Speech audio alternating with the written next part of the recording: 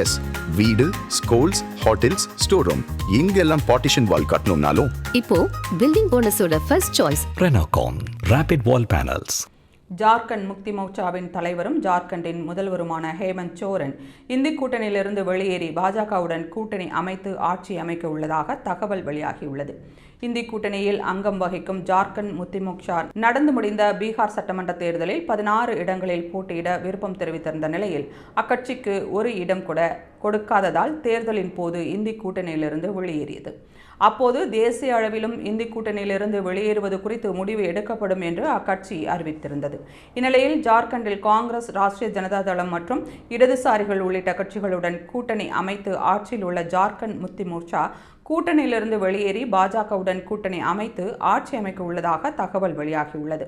பாஜகவுடன் கூட்டணி அமைப்பது தொடர்பாக ஜார்க்கண்டின் முதல்வரான ஹேமந்த் சோரனும் அவரது மனைவி கல்பனா சோரனும் டெல்லியில் பாஜக தலைவர்களுடன் பேச்சுவார்த்தை நடத்தி வருவதாக தகவல் வெளியாகியுள்ளது.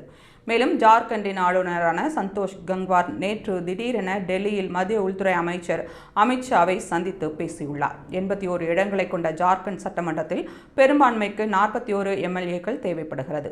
ஜார்க்கண்ட் முக்தி மோர்ச்சாவுக்கு 34 எம்எல்ஏக்கள் உள்ள நிலையில் பாஜகவுக்கும் அதன் கூட்டணி கட்சிகளுக்கும் 24 எம்எல்ஏக்கள் உள்ளனர். இரண்டு கட்சிகளும் கூட்டணி அமைத்தால் பெரும்பான்மையை விட 17 இடங்கள் கூடுதலாக எம்எல்ஏக்களின் ஆதரவு ஆட்சிக்கு இருக்கும். மேலும் 16 எம்எல்ஏக்கள் உள்ள காங்கிரசிலிருந்து 8 எம்எல்ஏக்கள் வெளியேறி ஹேமந்த் சோரன் தலைமையிலான ஆட்சியில் சேர உள்ளதாகவும் தகவல் வெளியாகியுள்ளது. ஜார்க்கண்ட் முக்தி மோர்ச்சா பாஜகவுடன் கூட்டணி சேரலாம் என்ற தகவலை சாணக்கியாவின் அட்ராசிட்டி ஆறுமுகம் நிகழ்ச்சியில் 2 வாரங்களுக்கு முன்பே தெரிவித்திருந்தது.